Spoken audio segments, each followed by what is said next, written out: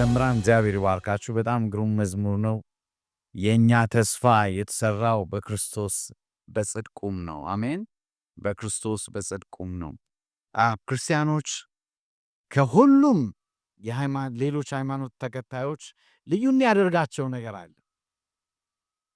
አንድ ከሚሉትም አንጻር ልዩ ያደርጋቸዋል። ምንድነው የሚሉት? እግዚአብሔር ራሱ ስጋ ለብሶ መጣ እኛን ለመፈለግ ብለው ይናገራሉ። ሌላ እንደዛ የሚል ሃይማኖት የለም። ሌሎች ሃይማኖቶች የሚሉት እግዚአብሔር ሩቅ ነው፣ ትራንሰንደንት ነው፣ ሩቅ ነው፣ ከሰው ጋር አይቀላቀልም፣ በጣም ቅዱስ ነው። ከሰው ጋር ለመነካካት እግዚአብሔር ትእዛዝ ያስተላልፋል፣ መልእክት ይልካል፣ በተፈጥሮ ውስጥ አልፎ ይሰራል ብለው ያስተምራል። ነገር ግን እግዚአብሔር ሰው ይሆናል የሚል በፍጹም በአእምሯቸው አልፍ። የኛ አምላክ ግን ከታላቅ ፍቅሩ የተነሳ ይላል መጽሐፍ ቅዱስ፣ ከታላቅ ፍቅሩ የተነሳ ገና ጠላቶች ሳለን ኢየሱስ ክርስቶስ የእግዚአብሔር ልጅ ከእግዚአብሔር ጋር እኩል ሆኖ ሳለ አምላክነቱን እንደ መቀማት ሳይቆጥር ራሱን ባዶ አድርጎ የባሪያ መልክ ይዞ በሰው አምሳል ተፈጥሮ በቀራንዮ መስቀል ላይ ሞተ ይላል። ማንም ይላል ጳውሎስ በገላትያ መጽሐፍ ውስጥ ሲናገር በመስቀል ላይ የተቸነከረ ሁሉ የተረገመ ነው ይላል። እኛ የእግዚአብሔር ጽድቅ እንሆን ዘንድ ክርስቶስ ኢየሱስ ለኛ እርግማን ሆነ ይላል። ሞተ። ክርስትናን አንዱ ደግሞ በጣም ልዩ የሚያደርገው በፍጹም ተወዳዳሪ የሌለው የሚያደርገው ነገር ክርስቶስ መሞቱ ብቻ ሳይሆን ሞቶ ተነስቷል የሚል ነው። ክብር ለእግዚአብሔር ይሁን። ተነስቷል ክርስቶስ ኢየሱስ። ሰሞኑን የትንሣኤ በዓል ስናስብ ነበረ ጌታ ለእኛ መሞቱን። እነ ማርያም መግደላዊት ዓርብ በጠዋት ይላል የሉቃስ ወንጌል ምዕራፍ 24 በጠዋት ማልደው ወደ መቃብሩ ሄዱ።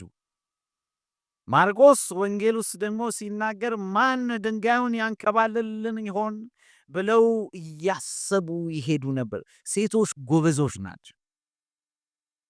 እዚህ ነው እኔ 2 ሴቶች የወለድኩኝ።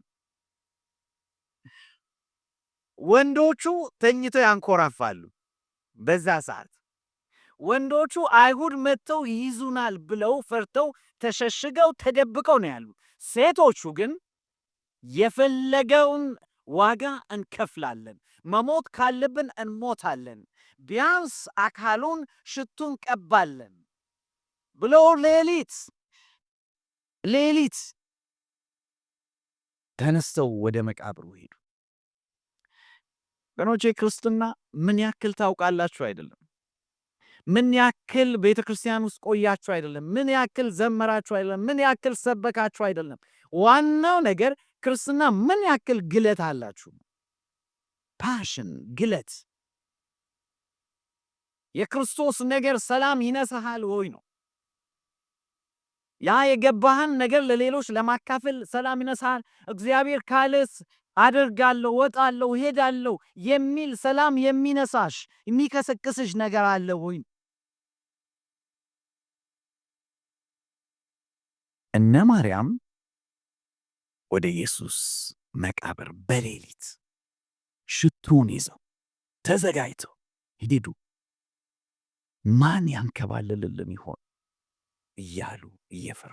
ብዙዎቻችን በክርስትና ሕይወታችንም ሆነ በምድራዊ ኑሯችንም የማይሳካልን ይሄ እኮ ችግር አለ፣ ይሄ በፍጹም ማለፍ አልችልም፣ እንዴት ሊሆን ይችላል፣ ማን ያንከባልልናል እያለን ስለምንፈራ ነው። እግዚአብሔር ቃል ግን ሂዱ ነው የሚለው። አሜን። ሂዱ ጌታ ኢየሱስ ደቀ መዛሙርቱን ሲልካቸው ሲሰዳቸው ምንድን ነው ያለው? ሂዱ። ወዴት? ወደ ዓለም ሁሉ። ቪዛስ ማንም አይጠይቃችሁም። ሃሌሉያ። ደግሞ ማንም ቢጠይቃችሁ አትቆሙለት። ሂዱ። ማን ነው የላከን በሉ። እግዚአብሔር ነው የላከን። ማን? የሰማይና የምድር ፈጣሪ ያው እግዚአብሔር ነው የላከን። ፈቃድ አላችሁ? አለን። የሚገርም ነው። አንድ ጊዜ እዚህ አዲስ አበባ በኢህአዴግ ጊዜ የሃይማኖት ተቋማት ተባለ። ከቤተ ክርስቲያናቸው አጥር ማክሲመም 20 ሜትር ብቻ ነው ርቀው መስበክ የሚችሉት ተባለ። ከዚያ ከወጡ ክልክል ነው አሉ። ትልቅ ስብሰባ ጠርተው ነው። ትላልቅ የመንግስት ባለስልጣናት ነበሩ።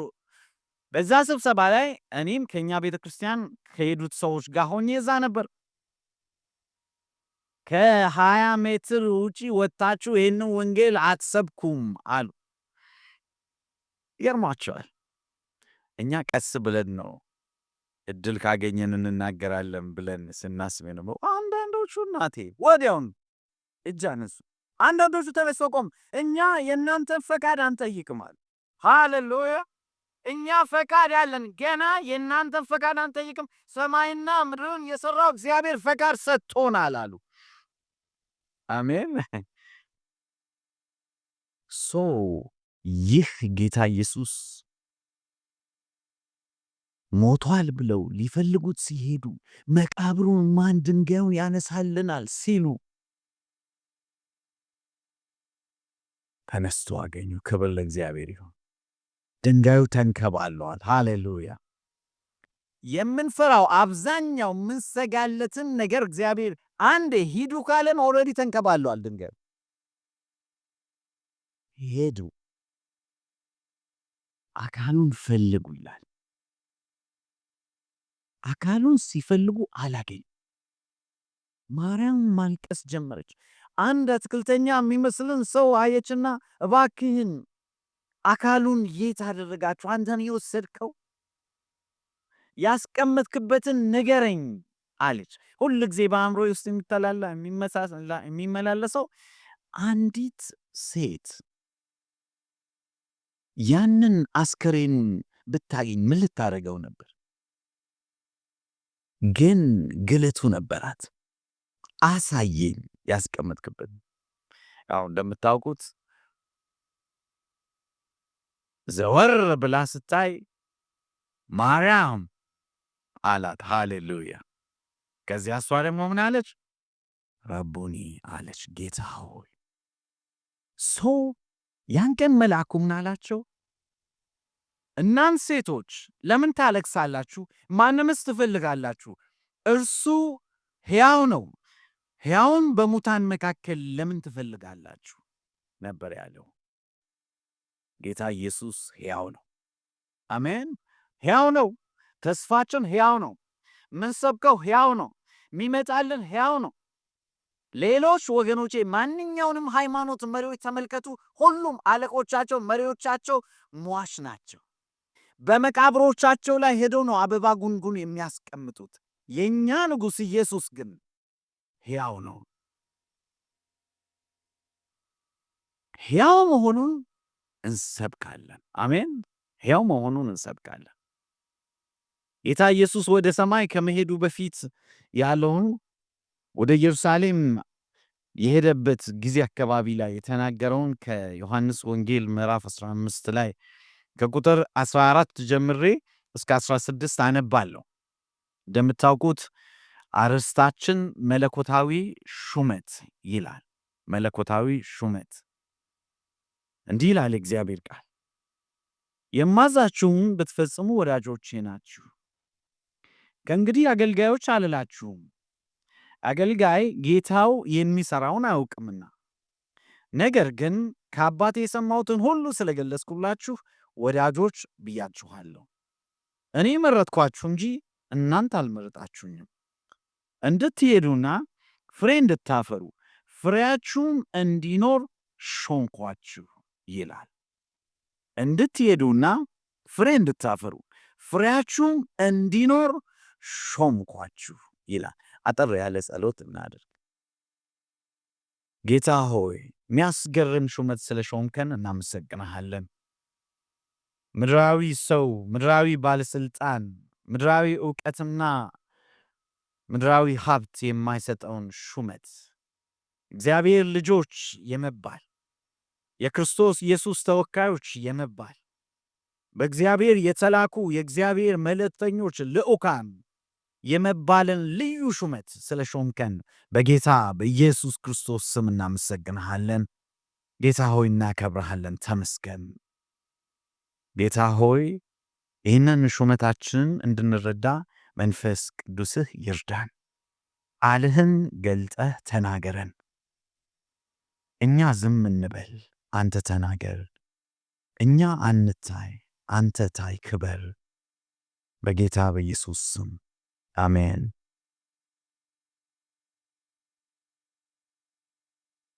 ጌታ ኢየሱስ ለደቀ መዛሙርቱ ከእንግዲህ አገልጋዮች አልላችሁም አላቸው። ምክንያቱም አገልጋይ ጌታው የሚያደርገውን አያውቅም። እኔ ግን ከአባቴ የሰማሁትን ነገር ሁሉ አሳወቅኳችሁ። ስለዚህ ከዚህ በኋላ አገልጋዮች አይደላችሁም፣ ወዳጆቼ ናችሁ። የደበቅኳችሁ ነገር የለም። የእግዚአብሔርን ዘላለማዊውን ምስጢር ነግሬያችኋለሁ። ስለዚህ እናንት ወዳጆቼ ናችሁ። አሜን። ከመጽሐፍ ቅዱስ ውስጥ ወገኖቼ እግዚአብሔር ወዳጅ የተባሉት በጣም ጥቂት ሰዎች ናቸው። አብርሃም ነው እግዚአብሔር ወዳጅ የተባለ። በያዕቆብ ምዕራፍ 2 ቁጥር 23 ላይ አብርሃም በእምነት ወጣ፣ እግዚአብሔርን ታዘዘ፣ እርሱም ጽድቅ ሆኖ ተቆጠረለት፣ እርሱም የእግዚአብሔር ወዳጅ ተባለ ይላል። አብርሃም የእግዚአብሔር ወዳጅ ተባለ። ነገር ግን በአዲስ ኪዳን በዚህ ዘመን ወገኖቼ አብርሃም ብቻ አይደለም እግዚአብሔር ወዳጅ፣ እኛም የእግዚአብሔር ወዳጆች ነን። ክብር ለእግዚአብሔር ይሁን። እኛም የእግዚአብሔር ወዳጆች ነን። እግዚአብሔር ወዳጅ ሲያደርግ በቃል ኪዳን ነው ወዳጅ የሚያደርገው። ሲመርጥ በዓላማ ነው የሚመርጠው። እግዚአብሔር ስለ አብርሃም ሲናገር በዘፍጥረት ምዕራፍ 18 ከቁጥር 16 ጀምራችሁ ስታነቡ እግዚአብሔር እኔ ከወዳጄ ከአብርሃም የምደብቀው ምስጢር ይኖራልን አለ። እግዚአብሔር ምንም አልደብቀውም አለ። የእግዚአብሔር ወዳጅ። በሌላም ስፍራ እግዚአብሔር ለባሪያዎቹ ለነቢያት ምስጢሩን ሳይገልጥ ምንም ነገር አያደርግም ይላል። በዚህ ዘመን ደግሞ ጌታ ኢየሱስ ምን አለ? እኔ ከአባቴ ያየሁትን የሰማሁትን ነገር ሁሉ ገለጥኩላችሁ። ስለዚህ እናንት ባሪያዎች አይደላችሁም፣ ይልቁንስ ወዳጆቼ ናችሁ፣ ወዳጆቼ ናችሁ ብሎ የሚያስገርም አነጋገር ተናገረ። እግዚአብሔር ወዳጅ በምንሆንበት ጊዜ ሁል ጊዜ ያደርጋል። ከወዳጆቹ ጋር አልኪዳን ይገባል። አልኪዳን ይገባል። እግዚአብሔር ለዚህ ነው ከአብርሃም ጋር ቃል ኪዳን የገባው። ከያዕቆብ ጋር ለዚህ ነው ቃል ኪዳን የገባው። ከይስሐቅ ጋር ቃል ኪዳን የገባው። ከዳዊት ጋር ቃል ኪዳን ነው የገባው። ቃል ኪዳኑ ደግሞ የማይቀየር ቃል ኪዳን ነው። በመጽሐፍ ቅዱስ ላይ ያንን ቃል ኪዳን ለመግለጽ እግዚአብሔር ምን ይላል? የጨው ቃል ኪዳን ይላል። የማይለዋወጥ ቃል ኪዳን፣ የጨው ቃል ኪዳን። ከዳዊት ጋር የገባው ቃል ኪዳን የጨው ቃል ኪዳን ነው ይላል። በአንደኛ ዜና ላይ እግዚአብሔር በሁለተኛ ዜና ምዕራፍ 13 ቁጥር 5 ላይ እግዚአብሔር ቃል ምን ይላል? ከዳዊት ቤት የገባው ቃል ኪዳን የጨው ቃል ኪዳን ነው፣ የዘላለም ቃል ኪዳን ነው፣ ማይለወጥ ቃል ኪዳን ነው ይላል። ከሌዋውያን ጋር የገባው እግዚአብሔር የገባው ቃል ኪዳን ከአሮን እና ከቤተሰቡ ከአገልጋዮቹ ጋር የገባው ቃል ኪዳን በዘኍልቍ ምዕራፍ 18 ቁጥር 19 ላይ ስታነቡ ከእናንተ ጋር የገባው ቃል ኪዳን የጨው ቃል ኪዳን ነው ይላል። ማይለወጥ ቃል ኪዳን። ማንን እኛ ከእግዚአብሔር ጋር የዘላለም ቃል ኪዳን ውስጥ የምንገባው? አንድ ጊዜ እኔና ፓስተር አብደላ አንድ ወገኖችን አንድ ላይ እናስተምር ነበርና ከእስልምና የተመለሱ ወገኖች ነበሩ እና ስለ ቃል ኪዳን ነገርናቸው። ከመጠመቃቸው በፊት ከእግዚአብሔር ጋር ቃል ኪዳን እንደሚያደርጉ ነገርናቸው። ከዚያ በኋላ አንዲት ልጅ ስቅስቅ እያለች ማልቀስ ጀመረች። ምን ሆነሽ ነው ብለን ስንጠይቃት እኔ ማን ነኝ እግዚአብሔር ከኔ ጋር ቃል ኪዳን የሚገባው አለች። እኔ ማን ነኝ? የሚያስገርመው ግን እግዚአብሔር ወዶናል። ክብር ለስሙ ይሁን። የዘላለም ቃል ኪዳን ከኛ ጋር አድርጓል። ጌታ ኢየሱስ ከዚህ በኋላ እናንተ አገልጋዮች አልላችሁም ወዳጆቼ ናችሁ። ያም ደግሞ የቃል ኪዳን ወዳጅነት ነው። ሕይወቱን በመስጠት ነው ያንን ወዳጅነት ከኛ ጋር የመሰረተው ጌታችን ኢየሱስ ክርስቶስ። ከዚያ ቀጥሎ ምን አለ ሲናገር ጌታ ኢየሱስ እዛው ላይ ነው ማነበው። ከእንግዲህ አገልጋዮች አላችሁም፣ አገልጋይ ጌታው የሚሰራውን አያውቅምና፣ ነገር ግን ከአባቴ የሰማሁትን ሁሉ ስለገለጽኩላችሁ ወዳጆች ብያችኋለሁ። ከአባቴ የሰማሁትን ሁሉ ስለገለጥኩላችሁ ወዳጆች ብያችኋለሁ። እኔ መረጥኳችሁ እንጂ እናንተ አልመረጣችሁኝም፣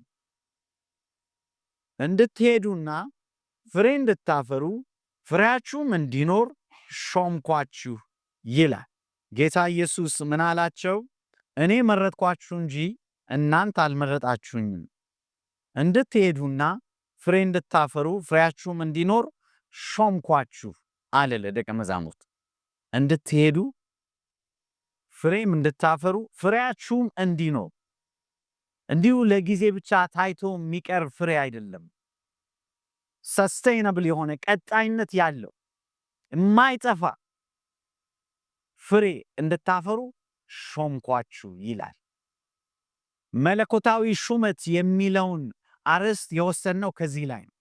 መለኮታዊ ሹመት እግዚአብሔር ሹሞናል። አሜን። እግዚአብሔር ሹሞናል።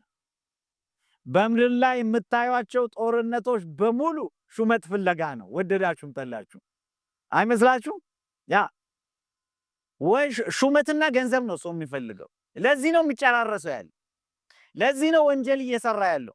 በእኛ ሀገርም በውጭ ሀገርም በዩክሬንም በራሻም በቻይናም በአፍሪካም ጦርነቶች እየተካሄዱ ያሉት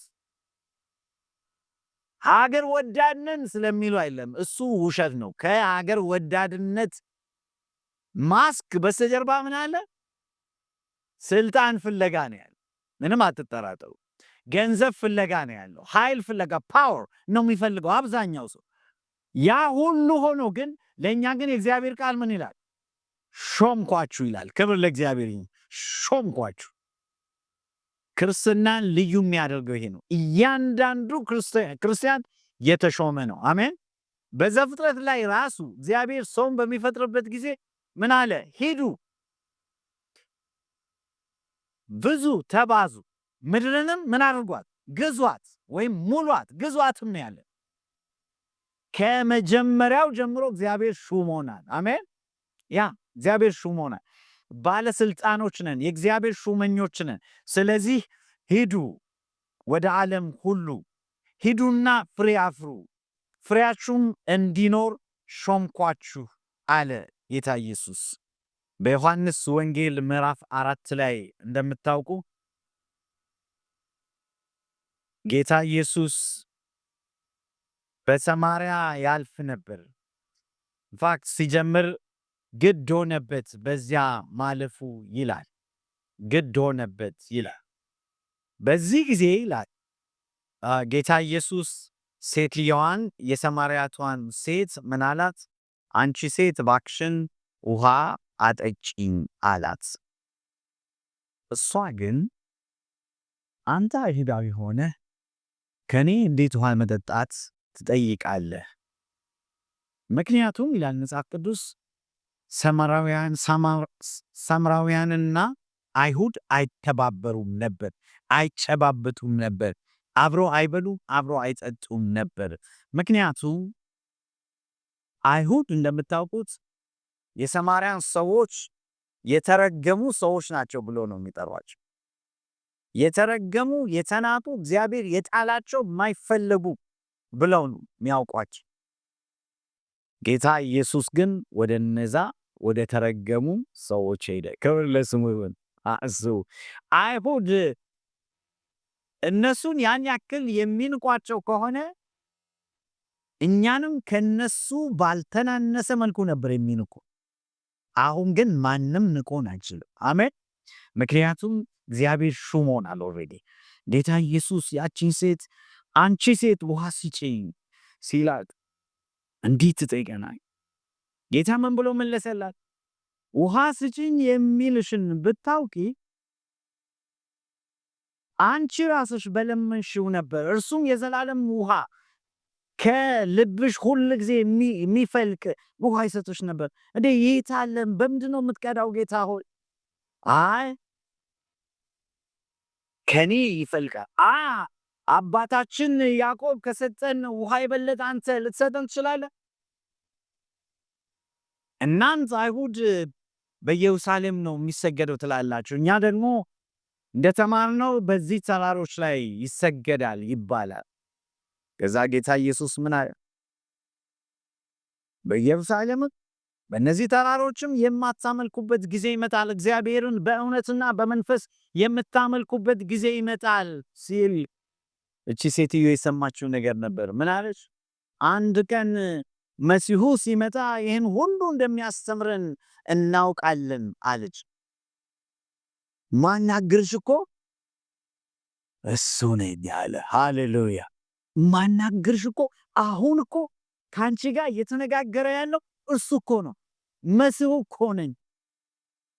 እኔ አላምንም አለ። አዎ ሃሌሉያ! እኔ አላምንም። አዎን እኔ ነኝ። እርሱ ሲመጣ ብዙ ነገር ይነግረናል። እኔም እነግርሻለሁ፣ ሂጂና ባልሽን ጠርተሽ ነይ አለ። ባልሽን ጠርተሽ ነይ። እኔ ኧረ ባል የለኝም አለሽ። ባልማ አለሽ። ከዚህ በፊትም 5 ባሎች ነበሩሽ። እውነትሽን ነው። አሁን ከአንቺ ጋር ያለውን ባልሽ አይደለም። በዚህ መካከል ደቀ መዛሙርቱ ተመለሱ። ምግብ ይዘው መጡ። ከከተማ ገዝተው ነው የመጡት። እንጃ ማነው ዳቦን የሚገዙት መሰለኝ።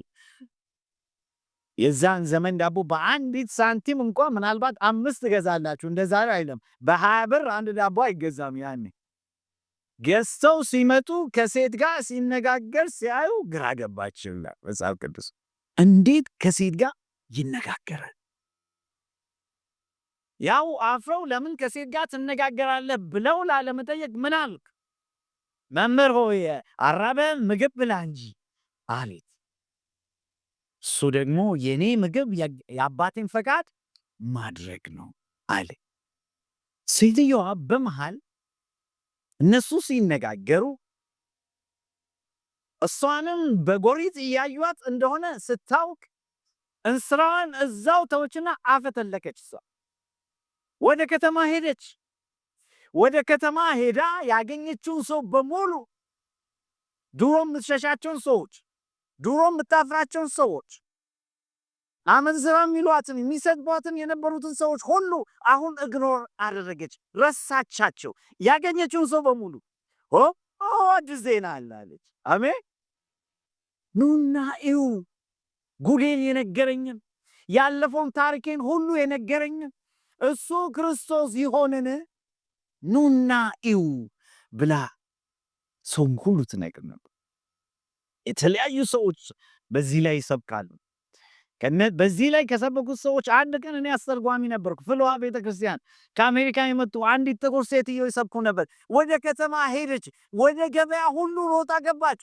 ሰዎቹ እየሸጡ ነበር። ገበያው ስትገባ እናንተ አንድ ጊዜ ስሙኝ ማለት ጀመረች። እንደ አበደች እንደቺ ሴትዮ አመንዝራ ነች። ሰው ሁሉ ያውቃታል።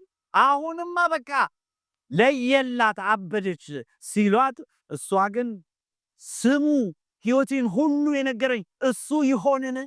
ኑና ስሙ። አባቶቻችን ሲጠብቁት የነበረው እሱ ይሆንን? ኑና ስሙት ብላ እስቲ ንገር። አይ ጊዜ የለኝም። ወደሚቀጥሉት ደግሞ ሄደች። ቁጭ ብለው ደግሞ የሚነጋገሩ ሽማግሌዎችን አገኘች። እናንተ ሽማግሌዎች አንቺ ሴትዮ ምን ሆነሻል? ቀስ በይ ተረጋ። የሚያረጋጋ ነገር አይደለም። ኑና ስሙት። ታሪኬን ሁሉ የነገረኝን ተአምረኛ ሰው አይሁድ ነው የሚመስለው እሱ ይሆንን ክርስቶስ? ኑና እዩት፣ ስሙት እናንተ። ከዚያ ደግሞ እስቲ ነይ ንገርኝ ብል አይ ጊዜ የለኝም ወደ ሌሎቹ ልሂድ። ወደ እያንዳንዱ ሰው ቤት እየሄደች እያንኳኳች እናንተ ሰዎች ውጡ፣ ኑና ስሙ። ሰው ሁሉ ይከተላት ነበር። ሰው ሁሉ ይከተላት ነበር። ካዳረሰች በኋላ ገበያ ከሄደች በኋላ ሱቅ ከሄደች በኋላ ቤቶች ጋር ከሄደች በኋላ ጎረቤቶቿን ሁሉ ከነገረች በኋላ አሁን መሮጥ ጀመረች። ተመልሳ ሰው ሁሉ ከሷ ጋር መሮጥ ጀመረ። ክብር ለእግዚአብሔር ይሁን። ሰው ሁሉ ተከትሏት መጣ። ቁጭ ብለው በክርስቶስ ኢየሱስ እግር ስር መማር ጀመሩ ይላል። ክብር ለእግዚአብሔር ይሁን። ነገራቸው፣ ጌታ ኢየሱስ ነገራቸው። ያዕቆብ የተናገረውን፣ ዳዊት የተናገረውን፣ አባቶቻቸው የተናገሩትን፣ ነቢያት የተናገሩትን በሙሉ ነገራቸው። ስለ ሕይወታቸውን ብዙ ነገር ነገራቸው። በጣም ገረማቸው። አንቺ ሴት አሏት፣ አሁንማ አንቺ ስላልሽን ሳይሆን እኛ ራሳችን ስለሰማን እናምናለን አሉ። ክብር ለእግዚአብሔር ይሁን። ዋናው እያንዳንዳችን ይህ ጌታ ታሪክን የሚቀይር ጌታ፣ ሕይወትን የሚለውጥ ጌታ፣ ትርጉም የሚሰጥ ጌታ እንዳለ ለሰው ሁሉ እንድንነግር እግዚአብሔር አርቶናል። እግዚአብሔር ሾሞናል።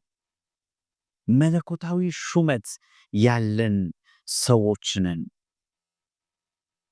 አንደኛ ዮሐንስ ምዕራፍ 1ን ከፍተን እንመለከታለን። አንደኛ ዮሐንስ ምዕራፍ 1 እግዚአብሔር ቃል ምን እንደሚል እናያለን።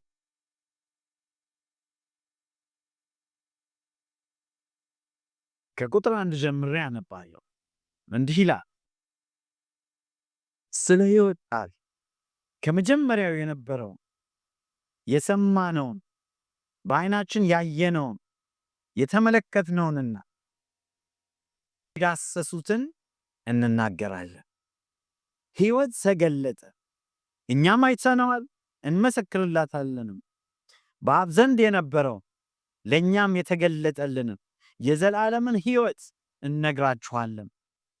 እናንተም ከእኛ ጋር ኅብረት እንዲኖራችሁ ያየነውንና የሰማነውን እነግራችኋለን። ኅብረታችንም ከአብ ከልጁም ከኢየሱስ ክርስቶስ ጋር ነው። ደስታችንም ፍጹም ይሆን ዘንድ ይህን እንጽፍላችኋለን ይላል። ዮሐንስ ራሱ ነው ይህን የምናገረው። ስለ ሕይወት ቃል ነው የምንናገረው ይላል። ተራ ወሬ አይደለም የምናወራው፣ ስለ ሕይወት ቃል ነው የምንናገረው። ከመጀመሪያው የነበረው ቅርብ ጊዜ የተፈጠረ አይደለም፣ አሁን የተነሳ አይደለም፣ ሰሞኑን የመጣ ዜና አይደለም። ከመጀመሪያው የነበረውን ምድርን የመሰረተውን እኛን የሰራንን ሰማይና ምድርን በእጁ ደግፎ የያዘውን እርሱን እንሰብካለን፣ እንመሰክራለን። ያን ደግሞ ወሬ አይደለም የምናወራው፣ በዓይኖቻችን አይተና በእጆቻችን ዳሰነዋል፣ አብረነው ነበርን፣ እርሱን እንመሰክራለን። እናንተም ደግሞ ከእኛ ጋር ኅብረት ይኖራችሁ ዘንድ እርሱን ለእናንተም ጻፍንላችሁ ይላል። ብዙ ሰዎች ጌታ ያደረገላቸውን ነገር ለመናገር ይፈራል። ጌታ ግን ምንድን ነው ያለው? እናንት ምስክሮቼ ናችሁ ነው ያለው። እናንት ምስክሮቼ ናችሁ። ምስክር ለመሆን ብዙ መማር አያስፈልግም አይደል? ድሮ በተለያዩ ሀገሮች ሕጎች ምስክር የማይሆኑ ሰዎች ነበሩ። ታውቃላችሁ አይደል? አዎ፣ ምስክር የማይሆኑ እንዳለመታደለው ከዛ ውስጥ አንደኛው ቡድን ማን ነበር? ሴቶች ምስክር አይሆኑም ነበር ድሮ። ይቅርታ ሴቶች ሆነ ማድረግ አይቻልም። በዚያ ዘመን አለመወለዳችሁ በጣም እድለኞች ናችሁ። ያኔ ለምስክርነት አይበቁም ነበር ሴቶች። ባሪያዎች ለምስክርነት አይበቁም ነበር። የሆነ የህብረተሰብ ክፍል የሚባሉ በሙያ ይሁን በሆነ ነገር በቂ አይደሉም። ጌታ ኢየሱስ ክርስቶስ ግን በስሙ ያመኑትን ሁሉ እናንት ምስክሮቼ ናችሁ። አይ ከዛ የተነሳ ጳውሎስ አንደኛ ቆሮንቶስ ላይ የሚናገረውን ታውቃላችሁ። እግዚአብሔር የምድር ጠቢባንን እነማንን ጠራ አይደል? እነማንን ጠራ? ጥበብ የት አለ? እውቀት የት አለ? ፈላስፋ የት አለ? ሲያሰፋው ደግሞ አይሁድ ምልክት ይለምናሉ አለ። ሁሉ ጊዜ ምልክት ስጠን ከሰማይ፣ ከዛ በኋላ እናምንብሃለን ይላሉ። ግሪኮች ደግሞ ፍልስፍናን ጥበብን ነው የሚፈላሰፉት አለ። እኛ ግን እግዚአብሔር አንድ ነገር ወስኗል አለ። በስብከት ሞኝነት የሚያምኑትን ሊያድን እግዚአብሔር ወስኗል አለ። አሜን። በስብከት ሞኝነት ስለዚህ ይላል። ስለዚህ አይሁድ ምልክት ቢለምኑ፣ ግሪኮች ጥበብ ቢፈልጉም እኛ ግን የሞተውን ክርስቶስ ኢየሱስን እንሰብካለን ይላል። አሜን። ይህ ደግሞ ምስክር መሆን ነው። አንድ በጣም የሚታወቅ ሰው ያለ እኔ 2 መጽሐፉን አንብቤያለሁ። የዛሬ 2 ዓመት ገደማ ነው የሞተው። ብራዘር አንጂ ይባላል። የኔዘርላንድ ሀገር ሰው ነው። የሚገርማችሁ አንድ ቀን ቴሌቪዥን ስራ ሰራ ነበር አለ። ቢሮው ማን ነው? ቤቱ አንደኛ ፎቅ አለው። እዛ ውስጥ ነው ቢሮ እዛ።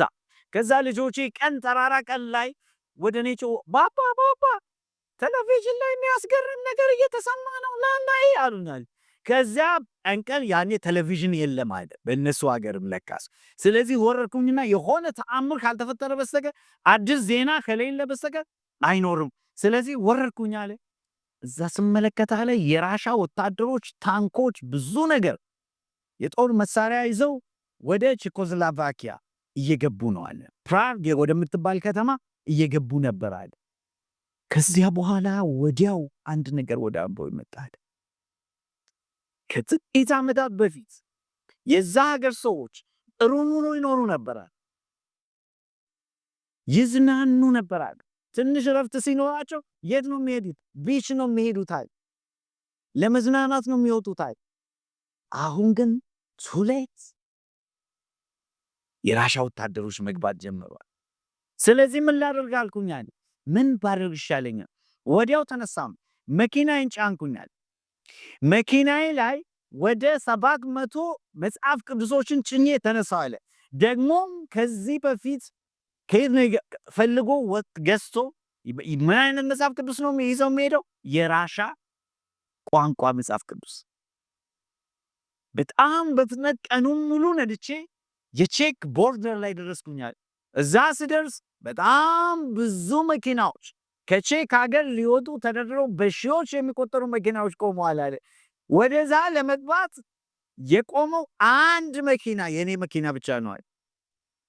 ከዚያ በኋላ ቦርደር ቼክ የሚያደርገው ወታደር መጣና እንደዚህ ጠመንጃውን ወደ እኔ ደቅነው ምን እየሆነ እንደሆነ አውቃል እዚህ ሀገር ውስጥ አለኛል። አሁን ስላወቅኩ ነው እየገባው ያለሁት አለ። እኔ እንዳይፈትሹኝ ፈርቼ ነበር አለ። ግባ አለኛል። እንግዲህ አውስ ብሎ ግባ አለኛል። ብዙም ሳልቆይ የራሻ ወታደሮች አስቆሙኝ ይላል። ሊፈትሹኝ ፈለጉ አለ። በፍጹም አይፈልጉም እነሱ መጽሐፍ ቅዱስ፣ ለዚያም የራሻ መጽሐፍ ቅዱስ። ስለዚህ በመሃል መጸለይ ጀመርኩኝ አለ። ወታደሩ ወደ እኔ እየመጣ ጌታ ሆይ አንተ በዚህ ምድር በነበርክ ጊዜ የዕውራንን አይን ስታበራ ነበር። አሁን ደግሞ እነዚህ የሚያዩትን አይኖች እንዳዩ አድርግልኝ እየጸለይኩና እውነትም ሰውየው መጣና የት ነው የምትሄደው? አይ ፕራግ ከተማ ነው የሚሄደው። ሂድ። ደረስኩኝና አለ ክርስቲያኖችን ሰብስቤ አለ እናንተ ሰላም በነበረበት ጊዜ ምንም አላደረጋችሁም፣ አሁን ግን አስቸጋሪ ጊዜ ውስጥ ገብታችኋል እና ምን እናደርጋሉኝ አለ። አሁን የምታደርጉት ቢያንስ መጽሐፍ ቅዱስ ለነዚህ ራሻውያን ስጧቸው። እዛ ሀገራቸው ሄዳችሁ ወንጌል ብትሰብኳቸው ኖሮ አሁን ወንጌል ይዘው ይመጡ ነበር እንጂ ጠመንጃ ይዘው አይመጡም ነበር። ስለዚህ ቁጭ ካላችሁ ሁል ጊዜ ክርስቲያኖች ካልተንቀሳቀሱና ኃላፊነታቸውን ካልተወጡ የጊዜ ጉዳይ ነው ወገኖች። ይመጣል፣ ቤታችን ድረስ ነው የሚመጡ። አትጠራጠሩ። እዚያ መጽሐፍ ቅዱስ ሰጠኋቸው፣ ማደል ጀመሩ አይደል? አደሏል። የሚገርመው በ2 ሳምንት ጊዜ ውስጥ ራሻ አንድ ውሳኔ ወሰደቻል። ሁሉንም እዛ የነበሩ ወታደሮችን አስወጣቻል። ምክንያቱም ወታደሮቹ መጽሐፍ ቅዱስ ሲያነቡ ተቀየሩ፣ ሌላ አምጥተው ተኳል። የሚገርመው ግን ይህ ሰው ምን ያክል የተማረ ይመስላችኋል? ስለ ራሱ ሲናገር የሚያስገርም ንግግር ነው የሚናገር። እንዲህ ይላል፣ ሃይ ስኩል እንኳን አልገባውም ይላል። እድሜ ልኩን ግን መጽሐፍ ቅዱስ የማይገቡባቸው ክርስትና የማይፈቀድባቸው ሀገሮች ውስጥ ኢየሱስ ክርስቶስ እንደሚያድን መልካም እንደሆነ ሕይወት እንደሚቀይር ይሰብካል እየዞረ። በጣም ቢገርማችሁ መጽሐፍ ቅዱስን ያስገባል። ሳውዲ አረቢያ መጽሐፍ ቅዱስን ይዞ የገባ ሰው ነው። ገብቼ ይላል እኔና ጓደኛ ያለ መጽሐፍ ቅዱስን እንደምንም ደብቀን ይዘን ገብተን አለ አንድ አካባቢ ላይ ገበያ ቦታ አካባቢ ላይ እንዳለ ማደል ጀመርናል። አረብኛ ቁርአን መጽሐፍ ቅዱስ ማደል ጀመርና ከጨረስን በኋላ ማንም አላወቀም። ከጨረስን በኋላ እኛ ቶሎ ብለፍሽ እስከ ዛሬ ድረስ በእንደዚህ አይነት መልኩ በአደባባይ ላይ በዛ ሀገር መጽሐፍ ቅዱስ ታድሎ አያውቅም። ስንተኛ ክፍል ነው የተማረው? ሃይ ስኩል አልደረስኩም ይላል። ስለዚህ ራሱ ሲገልጽ እንዲህ ይላል፣ እኔ ያልተማርኩ ሆላንዳዊ የብረት ቀጥቃጭ ልጅ የአይሁዳዊ አናሲ ሰራተኛ ነኝ ይላል። አሜን። የአይሁዳዊ አናሲ ሰራተኛ። በጣም የሚገርማችሁ ሕይወቱን ጨምሮ ነው። አንድ ጊዜ ኩባ እንደዚህ ወንጌል ሰብኮ ሲመለስ አንድ ፓስተር ሸኛው ነው። ፓስተሩ እንዲህ አለ ነው ኤርፖርት ላይ የሸኘኝ እያለ ይላል መጨረሻ ለንሰናበት ስንል ልቤ ላይ አንድ ነገር መጣና የምትፈልገው ነገር አለ አልኩታይ። ብዙ ነገር ለክርስቲያኖች ትንሽ ነገር አድርገንላቸው ነበር። የምትፈልገው ነገር አለ አለ ፓስተር አለ ጫማ የለኝም አለ ነው። ጫማ የለም ብዬ ራሴን ጫማ ተመለከትኩ። ኦኬ እስቲ ለካ ይሄ አውልቆ ጫማዎቹን ሰጠው። ሲለካ ይሆነዋል። በቃ አርቢያ ሂድ። አንተስ? እኔማ በካልሲ እሄዳለሁ። በካልሲ ወደ ውስጥ ገባዋለሁ። ሰው ሁሉ እያዩ ከንማጂ ያን ያክል አንዳንድ ሰዎች የጌታን ፍቅር ለመግለጽ ሕይወታቸውን አሳልፈው ለመስጠት፣ ገንዘባቸውን አሳልፈው ለመስጠት፣ ንብረታቸውን አሳልፈው ለመስጠት በፍጹም ወደኋላ አይሉም ወገኖች። የጌታ ፍቅር ከገባ ጌታ ምን አለ? እና ምስክሮቼ ናችሁ እንድትሄድ ፍሬ እንድታፈሩ ፍሬያችሁም እንዲኖር ሾምኳችሁ ይላል። ይህን ሹመታችንን እንድንጠቀምበት እግዚአብሔር እርዳን። ጌታ ይባርካችሁ።